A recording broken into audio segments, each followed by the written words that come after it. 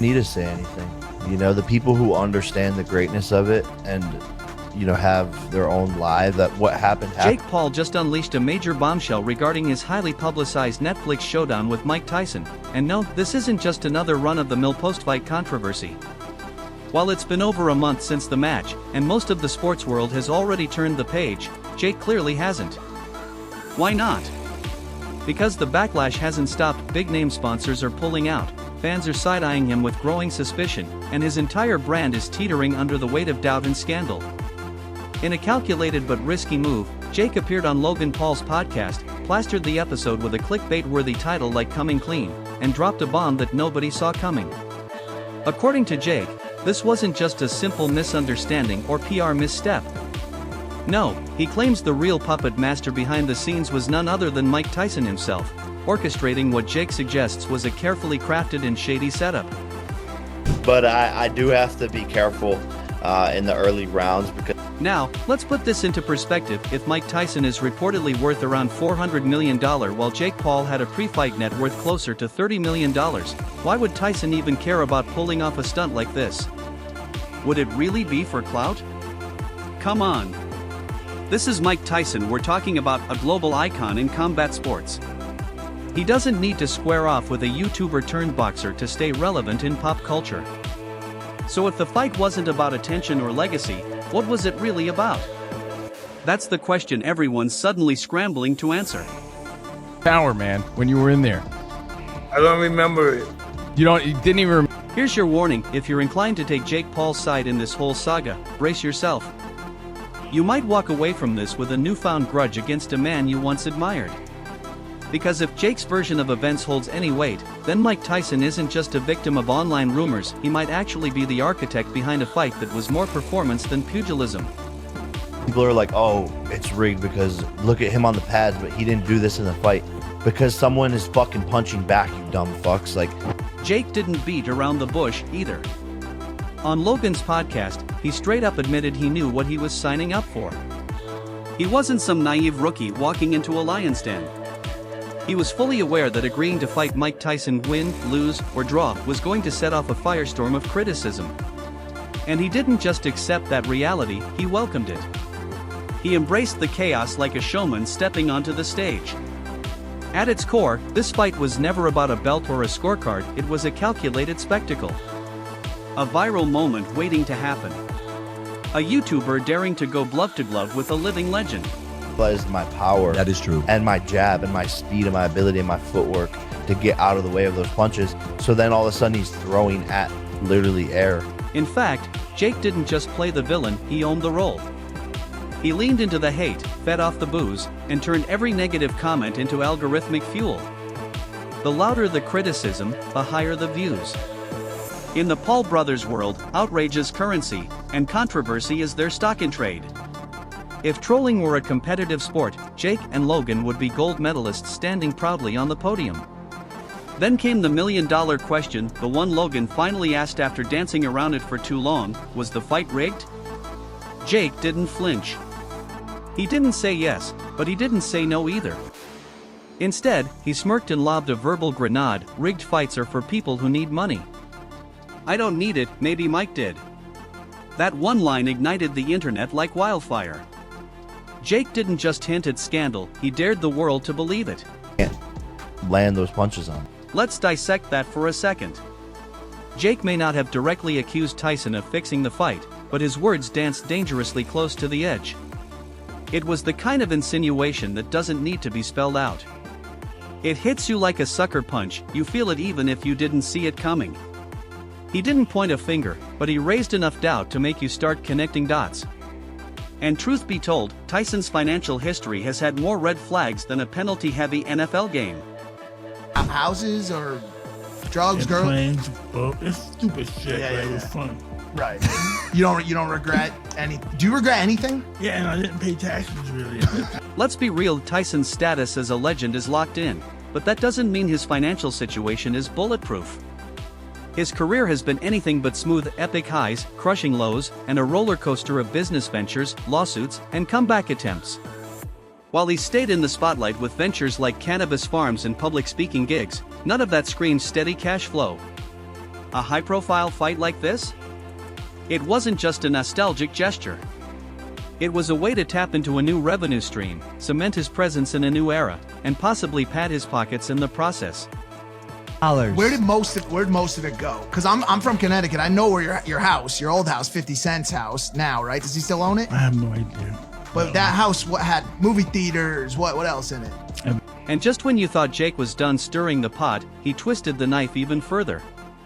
He floated the idea, subtly but clearly enough, that Tyson may have agreed to lose as part of the arrangement. He didn't shout it, but the implication was deafening. Think about that. If there's even a shred of truth in Jake's suggestion, then Tyson may have sacrificed part of his legendary status for one last major payday.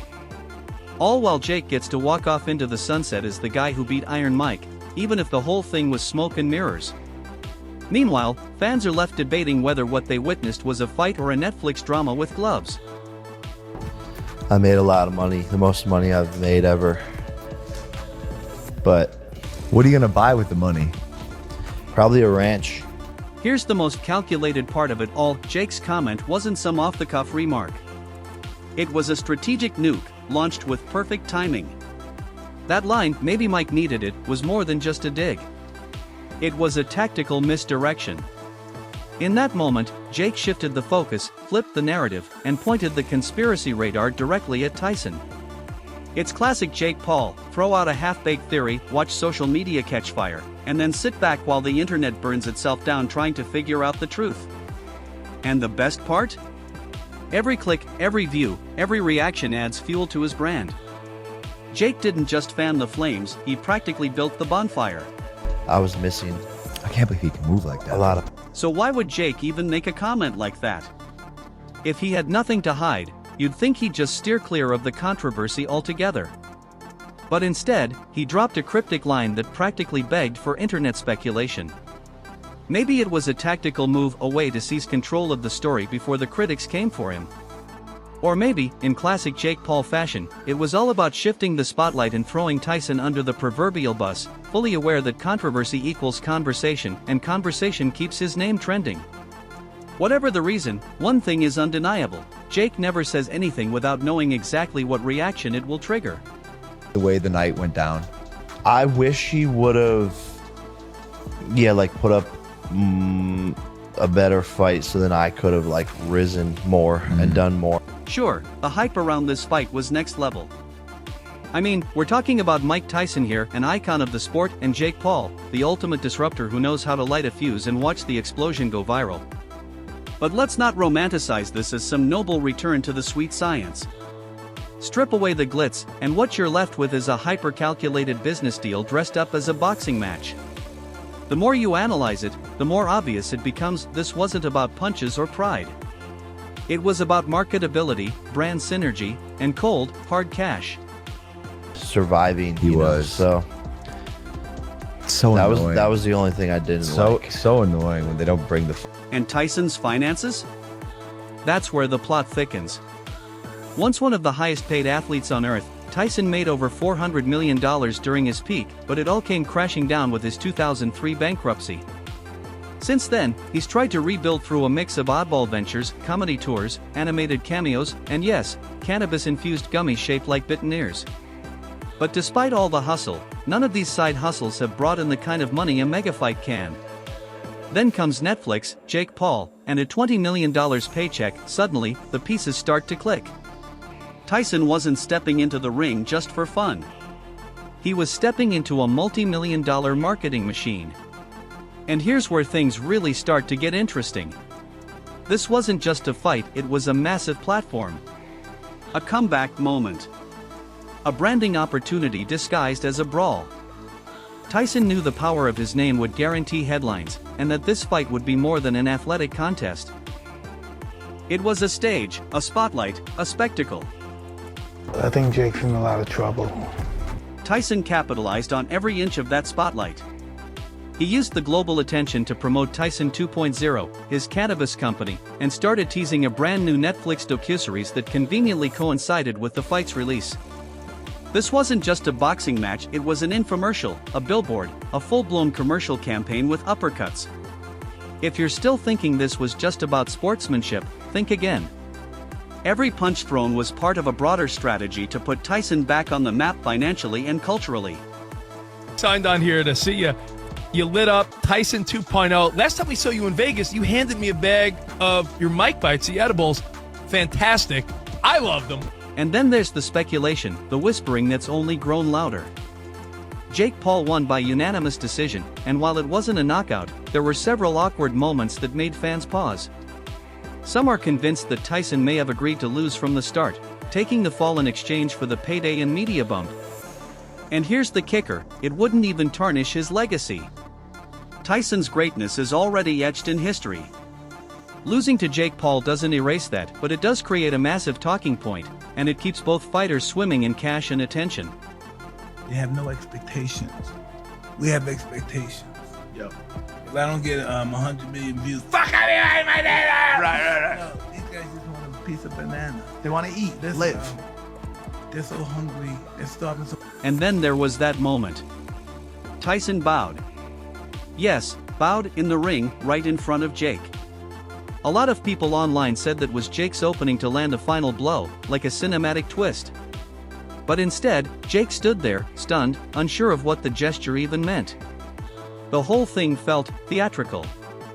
And it wasn't just a fight, it was a streaming spectacle engineered by Netflix, which, according to reports, tied financial bonuses to viewership and social media engagement. From the network's perspective, Tyson's legendary name guaranteed traffic, and Jake Paul's internet-busting antics ensured chaos would follow. In the end, Netflix won big. Tyson and Jake walked away richer and more talked about than ever. And the fans? They were left wondering if they'd just witnessed history or been duped by one of the greatest pay-per-view illusions of the decade. Oh, yeah, little bow at the end. He bowed. That's the last thing I remember. Dude, there was a lot of people online that said that's when you should have hit him, when he was bowing down like that. That's when He's going to hit me. That's why I was like, what the hell? But things got even murkier after the fight. When Tyson appeared on Fox Sports Radio, his post-fight comments didn't clarify anything, in fact, they only deepened the mystery. When asked about key moments in the bout, Tyson casually said he'd kind of blanked out. Excuse me? You blanked out in a multi-million-dollar event seen by millions? That's not a throwaway comment, that's a red flag. And when the hosts pushed harder asking if he had held back punches, Tyson sidestepped the question completely. He didn't confirm or deny. Just vague answers that danced around the truth. Then came the kicker. When asked if he had watched the replay, Tyson flatly said, "No, I have not." For a man who once obsessively studied his every move, this sudden lack of interest was bizarre. Or deliberate. us. We're like, dang, we wanted more. Is there anything about the fight you would have changed based on the experience? Oh, not at all. Listen, I wouldn't have realized any of it if it went 3-minute round. I didn't realize it. And the timing of his interview? Suspiciously strategic.